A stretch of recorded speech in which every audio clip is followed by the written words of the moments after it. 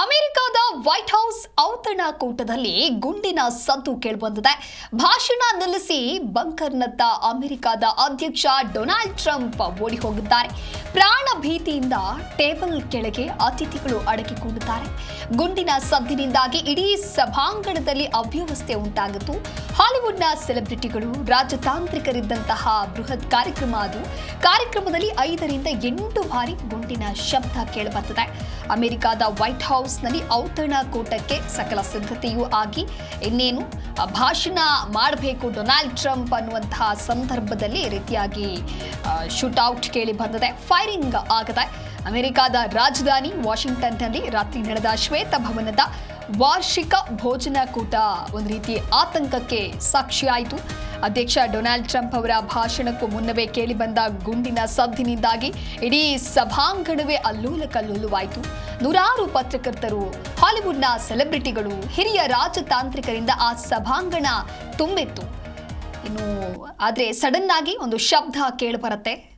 ತಕ್ಷಣವೇ secret service ಸಿಬ್ಬಂದಿಗಳೆಲ್ಲವೂ ಕೂಡ ಎಚ್ಚೆತ್ತುಕೊಳ್ತಾರೆ, alert ಆಗ್ತಾರೆ. ಭದ್ರತಾ ಸಿಬ್ಬಂದಿಗಳಿಂದ ಆಗಬೇಕಾಗಿದ್ದಂಥ ದೊಡ್ಡ ಅನಾಹುತ ಒಂದು ತಪ್ಪಿದೆ. ಸಾಕಷ್ಟು ಜನ ಆ ಒಂದು ಸಭೆಯಲ್ಲಿ ಭಾಗಿಯಾಗಿರ್ತಾರೆ. ಹಲವಾರು ನಾಯಕರು ಇರ್ತಾರೆ, ರಾಜಕಾರಣಿಗಳು ಇರ್ತಾರೆ, ಸೆಲೆಬ್ರಿಟಿಗಳು ಇರ್ತಾರೆ. ಆ ಸಭೆ ಯಾವ ರೀತಿಯಾಗಿ ತುಂಬಿತ್ತು ಅನ್ನೋದನ್ನ ನೀವು ಕೂಡ ದೃಶ್ಯದಲ್ಲಿ ಗಮನಿಸ್ತಾ ಇರಬಹುದು. ಆ ಸಂದರ್ಭದಲ್ಲಿ ಶೂಟ್ಔಟ್ ನಡೆದಿದೆ. ಹಾಲಿವುಡ್ನ ಸೆಲೆಬ್ರಿಟಿಗಳು ಇದ್ದಂತಹ ಕಾರ್ಯಕ್ರಮ ಅದು. ವೇದಿಕೆಯ ಮೇಲೆ ಡೊನಾಲ್ಡ್ ಟ್ರಂಪ್ ಅವರು ಕುಳಿತಿದ್ದಂತಹ ಸಂದರ್ಭದಲ್ಲಿ ಆಗಿರುವಂತಹ ಶೂಟ್ಔಟ್ ಇದು. ಹಾಗಾಗಿ ಯಾರು ಈ ರೀತಿಯಾಗಿ ಶೂಟ್ಔಟ್ ನಡೆಸಿದ್ದಾರೆ? ಒಂದು ವೇಳೆ ಡೊನಾಲ್ಡ್ ಟ್ರಂಪ್ ಅವರನ್ನ ಏನಾದರೂ ಟಾರ್ಗೆಟ್ ಮಾಡಿದ್ರಾ ಅನ್ನುವಂಥ ಪ್ರಶ್ನೆಗಳು ಮೂಡ್ತಾ ಇದೆ. ತಕ್ಷಣವೇ ಸೀಕ್ರೆಟ್ ಸರ್ವಿಸ್ ಸಿಬ್ಬಂದಿ ಕಾರ್ಯಪ್ರವೃತ್ತರಾಗ್ತಾರೆ. ಡೊನಾಲ್ಡ್ ಟ್ರಂಪ್ಗೆ ಸುರಕ್ಷಿತವಾಗಿ ಅವರನ್ನ ಹೊರಗೆ ಸಿಬ್ಬಂದಿ ಕರೆದೊಯ್ದಿದ್ದಾರೆ. ವೇದಿಕೆಯಿಂದ ತಕ್ಷಣವೇ ಡೊನಾಲ್ಡ್ ಟ್ರಂಪ್ ನಿರ್ಗಮಿಸ್ತಾರೆ. ಯಾವಾಗ ಫೈರಿಂಗ್ ಆಗುತ್ತೋ ಆ ಸಂದರ್ಭದಲ್ಲಿ ಸಡನ್ ಆಗಿ ಆ ಸ್ಟೇಜ್ನಿಂದ ಹೊರಗೆ ಬರ್ತಾರೆ. ಸೀಕ್ರೆಟ್ ಸರ್ವಿಸ್ ಸಿಬ್ಬಂದಿಯಿಂದ ಡೊನಾಲ್ಡ್ ಟ್ರಂಪ್ ಅವರ ರಕ್ಷಣೆಯನ್ನು ಮಾಡುವಂತ ಕೆಲಸ ಆಗದೆ. ಮೆಲಾನಿಯಾ ಟ್ರಂಪ್, JD ವ್ಯಾನ್ಸ್ ಕೂಡ ಸುರಕ್ಷಿತರಾಗಿದ್ದಾರೆ ಅನ್ನುವಂಥ ಮಾಹಿತಿ ಸಿಗ್ತಾ ಇದೆ. ಹಾಗೆ ಕಾರ್ಯಕ್ರಮದಲ್ಲಿದ್ದವರಿಗೆ ಯಾರಿಗೂ ಕೂಡ ಯಾವುದೇ ರೀತಿಯ ಸಮಸ್ಯೆ ಆಗಿಲ್ಲ, ಎಲ್ಲರೂ ಸುರಕ್ಷಿತರಾಗಿದ್ದಾರೆ ಅನ್ನುವಂತಹ ಮಾಹಿತಿ ಸಿಗ್ತಾ ಇದೆ. ಅಮೆರಿಕದ ರಾಜಧಾನಿ ವಾಷಿಂಗ್ಟನ್ನಲ್ಲಿ ನಡೀತಾ ಇದ್ದಂತಹ ಶ್ವೇತಭವನ ಏನಿದೆ ಅಲ್ಲಿ ನಡೀತಾ ಇರುವಂತಹ ವಾರ್ಷಿಕ ಭೋಜನ ಕೂಟ ಅದು. ಆ ಸಂದರ್ಭದಲ್ಲಿ ಈ ರೀತಿಯಾದಂತಹ ಫೈರಿಂಗ್ ಆಗ್ತಾ ವೈಟ್ ಹೌಸ್ ಕರೆಸ್ಪಾಂಡೆಂಟ್ಸ್ ಡಿನ್ನರ್ ಆಯೋಜನೆಯನ್ನ ಮಾಡಲಾಗಿತ್ತು. ಆ ಸಂದರ್ಭದಲ್ಲಿ ಈ ರೀತಿಯಾಗಿ ಶೂಟ್ಔಟ್ ನಡೆದಿದೆ. ಕಾರ್ಯಕ್ರಮದ ಮಧ್ಯೆ ಅಪರಿಚಿತ ದಾಳಿಕೋರ ಗುಂಡಿನ ದಾಳಿಯನ್ನ ನಡೆಸಿದ್ದಾನೆ ಅನ್ನುವಂತಹ ಮಾಹಿತಿ ಸಿಕ್ಕಿದೆ. ಆ ಅನಿರೀಕ್ಷಿತ ದಾಳಿಯಿಂದಾಗಿ ಇಡೀ ಸಭಾಂಗಣದಲ್ಲಿ ಒಮ್ಮೆಲೆ ಮೌನ ಆವರಿಸುತ್ತೆ. ಭದ್ರತಾ ಪಡೆಗಳು ಸಡನ್ ಆಗಿ ಅಲರ್ಟ್ ಆಗ್ತಾರೆ. ಇದಕ್ಕೆ ಸಂಬಂಧಪಟ್ಟಂತೆ ಮತ್ತೊಂದು ಬ್ರೇಕಿಂಗ್ ಅಪ್ಡೇಟ್ ಲಭ್ಯವಾಗ್ತಾ ಇದೆ. ವೈಟ್ ಹೌಸ್ ಪ್ರತಿನಿಧಿಗಳ ಔತಣಕೂಟದಲ್ಲಿ ಫೈರಿಂಗ್ ನಡೆದಿರುವ ಹಿನ್ನೆಲೆ ಏನಾದರೂ ಟ್ರಂಪ್ ಅವರನ್ನ ಗುರಿಯಾಗಿಸಿಕೊಂಡು ಈ ಶೂಟ್ಔಟ್ ನಡೆದಿತ್ತಾ ಅನ್ನುವಂಥ ಪ್ರಶ್ನೆ ಮೂಡ್ತಾ ಇದೆ. ಅಪರಿಚಿತನಿಂದ ಕಾರ್ಯಕ್ರಮದಲ್ಲಿ ಏಕಾಏಕಿ ದಾಳಿಗಳಾಗದೆ ಕ್ಷಣದಲ್ಲೇ ಡೊನಾಲ್ಡ್ ಟ್ರಂಪ್ ಅನ್ನ ಭದ್ರತಾ ಸಿಬ್ಬಂದಿ ಸುತ್ತುವರಿತಾರೆ. ದಾಳಿ ಮಾಡಿದ್ದವನನ್ನ ಹೊಡೆದು ಉರುಳಿಸಿದ್ದಾರೆ ಭದ್ರತಾ ಸಿಬ್ಬಂದಿ ಅನ್ನುವಂಥ ಮಾಹಿತಿ ಸಿಕ್ಕಿದೆ. ಗುಂಡಿನ ದಾಳಿ ನಡೀತಾ ಇದ್ದಂತೆ ಕಾರ್ಯಕ್ರಮದಲ್ಲಿ ಬಹಳಷ್ಟು ಆತಂಕ ಮೂಡುತ್ತೆ. ಇದಕ್ಕಿದ್ದಂತೆ ಏನಾಗ್ತಾ ಇದೆ, ಏನ್ ಸೌಂಡ್ ಅದು ಅನ್ನುವಂಥ ಗಾಬರಿಗೆ ಒಳಗಾಗ್ತಾರೆ ಅಲ್ಲಿದ್ದವರು. ಇನ್ನು ಫೈರಿಂಗ್ ನಡೀತಾ ಇದ್ದಂತೆ ಗಾಜು ಒಡೆಯುವ ಶಬ್ದ ಕೂಡ ಕೇಳಿಬರುತ್ತೆ. ಹಾಗಾಗಿ ಅಲ್ಲೇ ಟೇಬಲ್ ಏನಿತ್ತು ಆ ಟೇಬಲ್ ಅಡಿಗಡೆ ಅವಿತು ಕುಳಿತುಕೊಳ್ತಾರೆ ಅಲ್ಲಿರುವಂತಹ ಜನರು. ಒಟ್ಟಾರೆಯಾಗಿ ಡೊನಾಲ್ಡ್ ಟ್ರಂಪ್ ಆಗಿರಬಹುದು ಅಥವಾ ಆ ಸಭೆಗೆ ಕಾರ್ಯಕ್ರಮಕ್ಕೆ ಆಗಮಿಸಿದಂತಹ ಯಾರಿಗೂ ಕೂಡ ಈ ಶೂಟ್ಔಟ್ನಿಂದ ಸಮಸ್ಯೆ ಆಗಿಲ್ಲ. ಆದರೆ ಆತಂಕ ಮಾತ್ರ ಬಹಳಷ್ಟು ಹೆಚ್ಚಾಗಿದೆ. ಯಾವ ಕಾರಣದಿಂದ ಈ ರೀತಿಯಾಗಿ ಮಾಡಿದ್ದಾರೆ? ಜೊತೆಗೆ ಆ ಸಂದರ್ಭದಲ್ಲಿ JD ವ್ಯಾನ್ಸ್ ಕೂಡ ಇರ್ತಾರೆ. JD ವ್ಯಾನ್ಸ್ ಇದ್ದಂಥ ಸಂದರ್ಭದಲ್ಲಿ ಡೊನಾಲ್ಡ್ ಟ್ರಂಪ್ ಅವರ ಮೇಲೆ ಅಂದರೆ ಶೂಟ್ಔಟ್ ಆಗಿದೆ ಅನ್ನುವಂತಹ ಘಟನೆ ಇದು. ಇನ್ನು ಯಾವ ಕಾರಣಕ್ಕಾಗಿ ಅನ್ನೋದು ಮತ್ತಷ್ಟೇ ತಿಳಿದು ಬರಬೇಕಿದೆ. ಯಾರು ಈ ರೀತಿಯಾಗಿ ಮಾಡಿರಬಹುದು ಅನ್ನುವಂತಹ ವಿಚಾರ. ಈಗಾಗಲೇ ಡೊನಾಲ್ಡ್ ಟ್ರಂಪ್ ಅವರು ಕ್ಷಣಕ್ಕೊಂದೊಂದು ದಿನಕ್ಕೊಂದೊಂದು ಹೇಳಿಕೆಯನ್ನ ನೀಡಿ ಎಲ್ಲರ ಕೆಂಗಣ್ಣಿಗೆ ಗುರಿಯಾಗಿರೋದಂತೂ ಹೌದು. ಅದರಲ್ಲೂ ಕೂಡ ಮಧ್ಯಪ್ರಾಚ್ಯದಲ್ಲಿ ಆಗ್ತಾ ಇರುವಂತಹ ಸಂಘರ್ಷ ಏನಿದೆ ದಿನದಿಂದ ದಿನಕ್ಕೆ ತೀವ್ರವಾದಂಥ ಸ್ವರೂಪವನ್ನು ಪಡೆದುಕೊಳ್ತಾ ಇದೆ. ಒಂದು ಕಡೆ ಇರಾನ್ ಸಂಧಾನಕ್ಕೆ ಒಪ್ತಾ ಇಲ್ಲ ಅಂತ ಹೇಳಿ ಡೊನಾಲ್ಡ್ ಟ್ರಂಪ್ ಹೇಳ್ತಾ ಇರುವಂಥದ್ದು. ಅದಾದ ನಂತರದಲ್ಲಿ ಇನ್ನು ನಿನ್ನೆ ಸ್ವತಃ ಇರಾನೇ ಪಾಕಿಸ್ತಾನಕ್ಕೆ ಹೋದರೂ ಕೂಡ ಈಗ ನಮ್ಮ ಅಮೆರಿಕದ ನಿಯೋಗವನ್ನ ನಾವು ಕಳಿಸೋದಿಲ್ಲ ಅಂತ ಹೇಳಿ ಡೊನಾಲ್ಡ್ ಟ್ರಂಪ್ ಅವರು ಉಲ್ಲೇಖವನ್ನ ಮಾಡಿದ್ರು. ಆ ಯುದ್ಧದ ಕೆಲವೊಂದಿಷ್ಟು ಬೆಳವಣಿಗೆಗಳು ನಡೀತಾ ಇರುವಂತ ಸಂದರ್ಭದಲ್ಲೇ ಈಗ ಡೊನಾಲ್ಡ್ ಟ್ರಂಪ್ ಅವರನ್ನೇ ಟಾರ್ಗೆಟ್ ಮಾಡಿ ಈ ರೀತಿಯಾದಂತಹ ದಾಳಿಯನ್ನ ನಡೆಸಲಾಯ್ತಾ ಅನ್ನುವಂತಹ ಪ್ರಶ್ನೆಗಳು ಮೂಡ್ತಾ ಇದೆ. ಇನ್ನು ಈ ಹಿಂದೆ ಶ್ವೇತಭವನದಲ್ಲಿಯೂ ಕೂಡ ಇದೇ ರೀತಿ ಯಾವುದೋ ಒಂದು ಸಭೆಯ ಆಯೋಜನೆ ಮಾಡಿದಂತ ಸಂದರ್ಭದಲ್ಲಿಯೂ ಕೂಡ ಈ ರೀತಿ ಅಟ್ಯಾಕ್ ಮಾಡಿದ್ರು. ಹಾಗಾಗಿ ಡೊನಾಲ್ಡ್ ಟ್ರಂಪ್ ಅವರನ್ನ ಏನಾದರೂ ಗುರಿಯಾಗಿ ಆ ರೀತಿ ಟಾರ್ಗೆಟ್ ಮಾಡಿದ್ರಾ ಅನ್ನುವಂತಹ ವಿಚಾರಗಳು ಆ ಸಂದರ್ಭದಲ್ಲಿ ಮುನ್ನೆಲೆಗೆ ಬಂದಿತ್ತು. ಅದೇ ರೀತಿಯಾದಂತಹ ಪ್ರಶ್ನೆ ಇದೀಗ ಉದ್ಭವಿಸ್ತಾ ಇದೆ. ಮೆಲಾನಿಯಾ ಟ್ರಂಪ್ ಹಾಗೆ JD ವ್ಯಾನ್ಸ್ ಕೂಡ ಈಗ ಸುರಕ್ಷಿತರಾಗಿದ್ದಾರೆ ಅನ್ನುವಂತಹ ಮಾಹಿತಿ ಸಿಗ್ತಾ ಇದ್ದಾರೆ. ಟ್ರಂಪ್ ಗುರಿಯಾಗಿ ಶೂಟೌಟ್ ನಡೀತಾ ಅಪರಿಚಿತನಿಂದ ಕಾರ್ಯಕ್ರಮದಲ್ಲಿ ಯಾಕೆ ಏಕಾಏಕಿ ದಾಳಿ ನಡೀತು? ಕ್ಷಣದಲ್ಲೇ ಟ್ರಂಪ್ ಅನ್ನ ಭದ್ರತಾ ಸಿಬ್ಬಂದಿ ಸುತ್ತುವರಿತಾರೆ.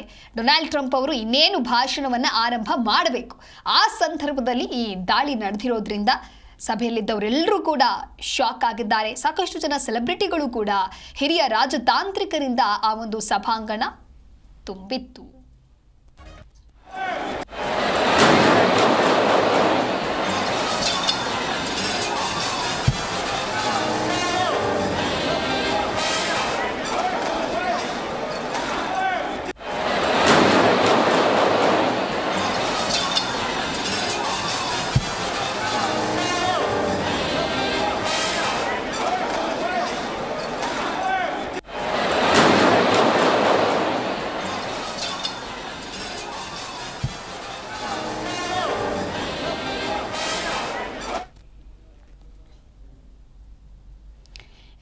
ನೀವು ಕೂಡ ದೃಶ್ಯದಲ್ಲಿ ಗಮನಿಸ್ತಾ ಇರಬಹುದು. ಆ ಸಭಾಂಗಣದಲ್ಲಿ ಸಾಕಷ್ಟು ಜನ ಇರ್ತಾರೆ. ಹಾಗೆ ಸ್ಟೇಜ್ ಮೇಲೆ ಡೊನಾಲ್ಡ್ ಟ್ರಂಪ್ ಅವರು ಇರುವಂತಹ ದೃಶ್ಯವನ್ನ ಕೂಡ ನೀವು ಗಮನಿಸ್ತಾ ಇರ್ತೀರಾ.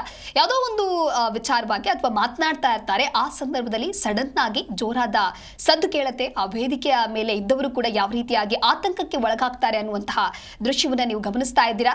ತಕ್ಷಣವೇ ಅಲ್ಲಿರುವಂತಹ ಭದ್ರತಾ ಸಿಬ್ಬಂದಿ ಅಲರ್ಟ್ ಆಗ್ತಾರೆ. ಡೊನಾಲ್ಡ್ ಟ್ರಂಪ್ ಅವರು ಆ ವೇದಿಕೆಯಿಂದ ಅಲ್ಲಿ ಹೊರಗೆ ನಿರ್ಗಮಿಸ್ತಾರೆ. ಸೀಕ್ರೆಟ್ ಸರ್ವಿಸ್ ಸಿಬ್ಬಂದಿ ಟ್ರಂಪ್ ಅವರ ರಕ್ಷಣೆಯನ್ನ ಮಾಡಿದ್ದಾರೆ. ಒಟ್ಟಾರೆಯಾಗಿ ಆ ಗುಂಡಿನ ಸದ್ದಿನಿಂದಾಗಿ ಇಡೀ ಸಭಾಂಗಣವೇ ಅವ್ಯವಸ್ಥೆಯಾಗಿತ್ತು. ಕಾರ್ಯಕ್ರಮದಲ್ಲಿ 5 ರಿಂದ 8 ಬಾರಿ ಈ ಗುಂಡಿನ ಶಬ್ದ ಕೇಳಿಬಂದಿದೆ. ಇನ್ನು ಅಧ್ಯಕ್ಷ ಡೊನಾಲ್ಡ್ ಟ್ರಂಪ್ ಹಾಗೆ ಪ್ರಥಮ ಮಹಿಳೆ ಮೆಲಾನಿಯಾ ಟ್ರಂಪ್ ಮತ್ತು ಉಪಾಧ್ಯಕ್ಷ JD ವ್ಯಾನ್ಸ್ ಅವರು ಕೂಡ ಈ ಒಂದು ಕಾರ್ಯಕ್ರಮದಲ್ಲಿ ಇರ್ತಾರೆ. ಆದರೆ ಯಾವುದೇ ರೀತಿಯಾದಂತಹ ಎಫೆಕ್ಟ್ ಆಗಿಲ್ಲ. ಅಧ್ಯಕ್ಷರು ಮತ್ತು ಅವರ ಸಂಪುಟದ ಸದಸ್ಯರು ಕೂಡ ಸಂಪೂರ್ಣವಾಗಿ ಸುರಕ್ಷಿತವಾಗಿದ್ದಾರೆ ಅಂತ ಹೇಳಿ ಶ್ವೇತಭವನದ ಅಧಿಕಾರಿಗಳು ಸ್ಪಷ್ಟನೆಯನ್ನು ಕೊಡ್ತಾ ಇದ್ದಾರೆ. ಘಟನೆಯ ನಂತರ ರಾಷ್ಟ್ರೀಯ ಗಾರ್ಡ್ ಸಿಬ್ಬಂದಿಯನ್ನು ಸ್ಥಳಕ್ಕೆ ನಿಯೋಜಿಸಲಾಗಿದ್ದು ಭದ್ರತೆಯನ್ನ ಮತ್ತಷ್ಟು ತೀವ್ರಗೊಳಿಸಿದೆ. ಇನ್ನು ಪೆನ್ಸಿಲ್ವೇನಿಯಾದ ಬಟ್ಲರ್ನಲ್ಲಿ ನಡೆದಂತಹ ಟ್ರಂಪ್ ಮೇಲಿನ ಹತ್ಯೆ ಯತ್ನದ ನೆನಪುಗಳು ಈ ಒಂದು ನಿನ್ನೆ ಏನು ಈ ಸದ್ದು ಕೇಳಿಸ್ಬಂದಿದೆ ಅದು ನೆನಪಿಸ್ತಾ ಇದೆ. ಈ ಹಿಂದೆ ಆಗಿರುವಂತಹ ಆ ಘಟನೆಗಳು. ಇನ್ನು ಅಂದು ಕಿವಿಗೆ ಗುಂಡು ತಗಲಿ ಕೂದಲೆಳೆಯ ಅಂತರದಲ್ಲಿ ಟ್ರಂಪ್ ಅವರು ಪಾರಾಗಿರ್ತಾರೆ. ಇವಾಗ ಮತ್ತೆ ಅಂತಹದೇ ಶೂಟೌಟ್ ವರದಿಯಾಗಿದೆ. ಈ ಕುರಿತು ಮತ್ತಷ್ಟು ಮಾಹಿತಿಯನ್ನು ನೀಡ್ತಾರೆ ನಮ್ಮ ಪ್ರತಿನಿಧಿ ಅನಂತರಾಮಯ್ಯ ದೂರವಾಣಿ ಸಂಪರ್ಕದಲ್ಲಿ. ಅನಂತರಾಮಯ್ಯ, ಇನ್ನು ಈ ಹಿಂದೆಯೂ ಕೂಡ ಟ್ರಂಪ್ ಮೇಲಿನ ಹತ್ಯೆ ಯತ್ನದ ಕೆಲವೊಂದಿಷ್ಟು ನೆನಪುಗಳು ಹಾಗೆ ಇದೆ. ಅದರ ಮಾಸುವ ಮುನ್ನವೇ ಈಗ ಮತ್ತೆ ಈ ರೀತಿಯಾದಂತಹ ಅಟ್ಯಾಕ್ ಆಗಿದೆ ಅಂತ ಹೇಳಿದ್ರೆ ಯಾರಿರ್ಬೋದು, ಯಾವ ಕಾರಣಕ್ಕಾಗಿ, ಸದ್ಯಕ್ಕೆ ಸಿಗ್ತಾ ಇರುವಂತಹ ಅಪ್ಡೇಟ್ಸ್ ಏನು ಅನಂತರಾಮಯ್ಯ? ಮೇಲಿನ ದಾಳಿ ಇದು 3ನೇ ದಾಳಿ ಅಂತಲೇ ಹೇಳ್ಬೋದು. ಈ ಹಿಂದೆನೂ ಕೂಡ ಅವರಿಗೆ 2 ಬಾರಿ ಅಟೆಂಪ್ಟ್ ಏನು ದಾಳಿ ನಡೆದಿತ್ತು, ಅವರ ಒಂದು ಶೂಟೌಟ್ ನಡೆದಿತ್ತು. ಏನು ಚುನಾವಣಾ ಸಂದರ್ಭದಲ್ಲಿ, ಅಮೆರಿಕ ಅಧ್ಯಕ್ಷೀಯ ಚುನಾವಣಾ ಸಂದರ್ಭದಲ್ಲಿ ಏನು 2024 ಏಪ್ರಿಲ್ ಅಲ್ಲಿ ಏನು ಒಂದು ಚುನಾವಣಾ ರ್ಯಾಲಿ ಸಂದರ್ಭದಲ್ಲಿ ಅವರು ಭಾಷಣ ಮಾಡುವಂತಹ ಸಂದರ್ಭದಲ್ಲಿ ಪೆನ್ಸಿಲ್ವೇನಿಯಾದಲ್ಲಿ ಈ ಒಂದು ದಾಳಿ ನಡೆದಿತ್ತು ಈ ಹಿಂದೆ. ಆ ಸಂದರ್ಭದಲ್ಲೂ ಕೂಡ ಕೂದಲೆಳೆ ಅಂತರದಲ್ಲಿ ಟ್ರಂಪ್ ಅವರು ಪಾರಾಗಿದ್ರು. ಅವರ ಕಿವಿಗೆ ಆ ಸಂದರ್ಭದಲ್ಲೂ ಕೂಡ ಗುಂಡು ಸೀಳಿ ಹೋಗಿತ್ತು ಅವರ ಕಿವಿಯ ಮುಖಾಂತರವಾಗಿ. ಜಸ್ಟ್ ಮಿಸ್ ಆಗಿದ್ರು. ಅವಾಗ ಕೂಡ ಅವರ ಒಂದು ಏನು ಸೆಕ್ಯೂರಿಟಿ ಗಾರ್ಡ್ಸ್ ಅವ್ರನ್ನ ರೆಸ್ಕ್ಯೂ ಮಾಡಿ ಅವ್ರನ್ನ ಸೇಫ್ ಆಗಿದ್ರು. ಅನಂತರ ಆ ಒಂದು ಸಂದರ್ಭದಲ್ಲಿ ಏನಂದ್ರೆ ದಾಳಿಯ ಸಂದರ್ಭದಲ್ಲಿ ಚುನಾವಣಾ ಸಂದರ್ಭ ನಡೆದಿದ್ರಿಂದಾಗಿ ಎಲ್ಲ ಒಂದ್ ಕಡೆ ಅದು ಟ್ರಂಪ್ ಅವರಿಗೆ ಸಿಂಪತಿ ಕ್ರಿಯೇಟ್ ಆಗಿ ಡೊನಾಲ್ಡ್ ಟ್ರಂಪ್ ಅವರು ಅಧ್ಯಕ್ಷೀಯ ಚುನಾವಣೆಯಲ್ಲಿ ದೊಡ್ಡ ಮಟ್ಟದಲ್ಲಿ ಬಹುಮತವನ್ನ ಸಾಧಿಸಿ ಅಧ್ಯಕ್ಷರಾಗಿದ್ದನ್ನು ಕೂಡ ನಾವು ನೋಡಿದ್ವಿ. ಅದಾದ ನಂತರನೂ ಕೂಡ 2ನೇ ಅಟೆಂಪ್ಟ್ ಕೂಡ ನಡೆದಿತ್ತು. ಆದ್ರೆ ಈಗ ನಡೆದಿರುವಂತದ್ದು ಎಲ್ಲ ಒಂದ್ ಕಡೆ ಸಾಕಷ್ಟು ಏನು ಅಂದ್ರೆ ಈ ಒಂದು ವೆಸ್ಟ್ ಏಷ್ಯಾ ವಾರ್ ನಡೆಯುತ್ತಿರುವಂತಹ ಸಂದರ್ಭದಲ್ಲಿ ಈ ಒಂದು ದಾಳಿ ನಡೆದಿರೋದು ಸಾಕಷ್ಟು ಅನುಮಾನಗಳಿಗೆ ಎಡೆ ಮಾಡಿಕೊಟ್ಟಿದೆ. ತಕ್ಷಣ ಏನು ಅವರ ಒಂದು ಔತಣ ವೈಟ್ ಹೌಸ್ ನಲ್ಲಿ ನಡೆದಿದ್ದಂತಹ ಔತಣ ಕೂಟದಲ್ಲಿ ಈ ಒಂದು ಸಡನ್ ಆಗಿ ಫೈರಿಂಗ್ ನಡೆದಿದ್ದಂತದ್ದು. ಇದರಿಂದ ವಿಚಲಿತರಾದಂತಹ ಟ್ರಂಪ್ ಅಲ್ಲಿದ್ದ ಏನು ಜಸ್ಟ್ ಕೂದಲೆಳೆ ಅಂತರದಲ್ಲಿ ಪಾಸ್ ಆಗಿದ್ದಾರೆ. ತಕ್ಷಣ ಅವ್ರನ್ನ ಏನು ಸೀಕ್ರೆಟ್ ಏಜೆಂಟ್ಸ್ ಅವರು ಅವ್ರನ್ನ ರೆಸ್ಕ್ಯೂ ಮಾಡುವಲ್ಲಿ ಕೂಡ ಯಶಸ್ವಿಯಾಗಿದ್ದಾರೆ. ಟ್ರಂಪ್ ಮೂರನೇ ದಾಳಿಯಲ್ಲಿನೂ ಕೂಡ ಒಂದು ಆಶ್ಚರ್ಯ ರೀತಿಯಲ್ಲಿ ಎಸ್ಕೇಪ್ ಆಗಿರುವಂತದ್ದು. ಮತ್ತೆ ಇನ್ನೊಂದು ಮುಖ್ಯವಾಗಿ ಗಮನಿಸಬೇಕಾಗಿರೋದೇನಪ್ಪಾ, ಅಷ್ಟೊಂದು ಬಿಗಿ ಭದ್ರತೆ ಇರುವಂತಹ ಸ್ಥಳದಲ್ಲಿನೂ ಕೂಡ ಇಂತಹ ಒಂದು ಘಟನೆ ನಡೆದಿರುವಂತದ್ದನ್ನ ನೋಡಿದಾಗ ನಾವು ಸಾಕಷ್ಟು ಏನು ಒಂದು ಅನುಮಾನಗಳಿಗೆ ಎಡೆ ಮಾಡಿಕೊಡುತ್ತೆ. ಜೊತೆಗೆ ಈ ಹಿಂದೆನೂ ಕೂಡ ಏನು ವೈಟ್ ಹೌಸ್ ಮೇಲೇನು ಕೂಡ ಫೈರಿಂಗ್ ಮಾಡಿದಂತ ಸಂದರ್ಭವನ್ನು ಕೂಡ ನೋಡಿ, ಅಂದ್ರೆ ಕೆಲವೇ ತಿಂಗಳುಗಳ ಹಿಂದೆ, ಒಂದು 4-5 ತಿಂಗಳ ಹಿಂದೆನೂ ಕೂಡ ವೈಟ್ ಹೌಸ್ ಮೇಲೆ ದಾಳಿ ನಡೆದಿತ್ತು. ಆ ತಕ್ಷಣನೇ ಏನು ಸೀಕ್ರೆಟ್ ಸರ್ವಿಸ್ ಏಜೆಂಟ್ ಅವರು ಅವನಿಗೆ ರೀಶೂಟ್ ಮಾಡೋದ್ರ ಮುಖಾಂತರವಾಗಿ ನನ್ನ ಏನು ಅಲ್ಲೇ ಆತ ಏನು ಹಸುನೆಗಿದ್ದ ಕೂಡ. ಬಟ್ ಈಗ ವೆಸ್ಟ್ ಏಷ್ಯಾ ವಾರ್ ಸಂದರ್ಭದಲ್ಲಿ ನಡೆದಿರುವಂತದ್ದು ಸಾಕಷ್ಟು ಏನು ಅನುಮಾನಗಳಿಗೆ ಎಡೆ ಮಾಡಿಕೊಟ್ಟಿದೆ. ಎಲ್ಲೋ ಒಂದು ಕಡೆ ಏನು ಅಮೆರಿಕದ ಈ ಹಿಂದಿನ ನಾವು ಸಾಕಷ್ಟು ಏನು ಅಧ್ಯಕ್ಷರ ಒಂದು ಅಸಾಸಿನೇಷನ್ ಅನ್ನ ನಾವು ನೋಡಿದಾಗ ಇಂಥ ಒಂದು ವಿಚಿತ್ರವಾಗಿರುವಂತಹ ಪ್ರಕರಣಗಳು, ಅಂದ್ರೆ ಅಷ್ಟೊಂದು ಬಿಗಿ ಭದ್ರತೆ ಇರುವಂತಹ ವೈಟ್ ಹೌಸ್ ಆಗಿರ್ಬೋದು, ಮತ್ತೆ ಇನ್ನಿತರ ಅಧ್ಯಕ್ಷರಿಗಿರುವಂತಹ ಒಂದು ಸೆಕ್ಯೂರಿಟಿ ಆಗಿರ್ಬೋದು, ಅಷ್ಟು ಟೈಟ್ ಸೆಕ್ಯೂರಿಟಿಯನ್ನ ಮೀರಿ ಇಂತಹ ಒಂದು ಘಟನೆಗಳು ನಡೀತಿರುವಂತದ್ದು ಅಮೆರಿಕವನ್ನ ಒಂದು ಕ್ರೈಮ್ ರೇಟ್ ಯಾವ ರೀತಿಯಾಗಿದೆ ಅಲ್ಲಿ ಅನ್ನೋದನ್ನ ತೋರಿಸಿ, ಜಗತ್ತಿನಲ್ಲಿದೆ ಹೈಯೆಸ್ಟ್ ಕ್ರೈಮ್ ನಡೆಯುವಂತಹ ಒಂದು ಜಾಗ ಆಗಿರ್ಬೋದು. ಜೊತೆಗೆ ಸಾಕಷ್ಟು ಇಂಥ ಒಂದು ಘಟನೆಗಳು ಮೇಲಿಂದ ಮೇಲೆ ನಡೀತಾ ಇರುವಂತದ್ದನ್ನು ಕೂಡ ಅಮೆರಿಕ ಸಾಕ್ಷಿಯಾಗಿರುವಂತದ್ದು. ಈಗ ಏನು ಅಂದ್ರೆ ಈ ಒಂದು ಸಂದರ್ಭದಲ್ಲಿ ನಡೆದಿರೋದು ಇದು ಒಂದು ಜಾಗತಿಕ ಮಟ್ಟದಲ್ಲಿ ದೊಡ್ಡ ಮಟ್ಟದ ಒಂದು ಅಂದ್ರೆ ಡೆವಲಪ್ಮೆಂಟ್ಸ್ಗೆ ಕಾರಣ ಆಗಿದೆ ಅಂತಲೇ ಹೇಳ್ಬೋದು. ಈಗ ಯಾಕೆ ಅಂತ ಅಂದ್ರೆ ಏನು ಇರಾನ್ ಮೇಲೆ ಅಮೆರಿಕ ದಾಳಿ ಮಾಡ್ತಿರುವಂತಹ ಸಂದರ್ಭ ಆಗಿರ್ಬೋದು, ಜೊತೆಗೆ ಇಸ್ರೇಲ್ ಕೂಡ ದಾಳಿ ಮಾಡ್ತಿರುವ ಸಂದರ್ಭ ಆಗಿರ್ಬೋದು. ಈ ಎಲ್ಲ ಘಟನೆಗಳನ್ನ ನೋಡಿದಾಗ ಇದು ಎಲ್ಲೋ ಒಂದ್ ಕಡೆ ಏನು ಒಂದು ಮಾತುಕತೆ ಆಗಿರ್ಬೋದು. ಬಟ್ ಅದನ್ನ ನಾವು ಹೇಳಕ್ಕಾಗಲ್ಲ, ಯಾಕಂದ್ರೆ ಅದಕ್ಕೆಲ್ಲ ಸಾಕಷ್ಟು ಎನ್ಕ್ವೈರಿಗಳಾಗುತ್ತೆ.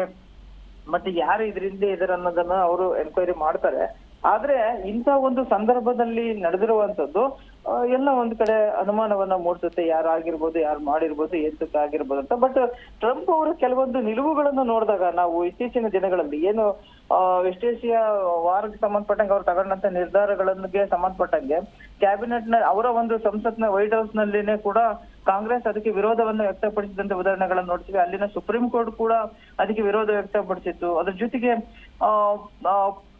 ಪೋಪ್ ಅಂದ್ರೆ ಏನು ಅಧಿಕೃತ ಒಂದು ಅಂದ್ರೆ ಯುರೋಪಿಯನ್ ಯೂನಿಯನ್ ಅಲ್ಲೇನೆ ಒಂದು ದೊಡ್ಡ ಹುದ್ದೆ ಆಗಿರುವಂತಹ ಪೋಪ್ ಲಿಯೋ 14 ಅವರು ಕೂಡ ಒಂದು ವಿರೋಧವನ್ನು ವ್ಯಕ್ತಪಡಿಸಿದ್ರು ಟ್ರಂಪ್ ಅವರ ನಡವಳಿಕೆಗಳ ಬಗ್ಗೆ. ಜಾಗತಿಕ ಮಟ್ಟದಲ್ಲಿ ಅವರ ಒಂದು ನಡವಳಿಕೆ ಬಗ್ಗೆ ವಿರೋಧವನ್ನ ನಾವು ನೋಡಿದ್ವಿ.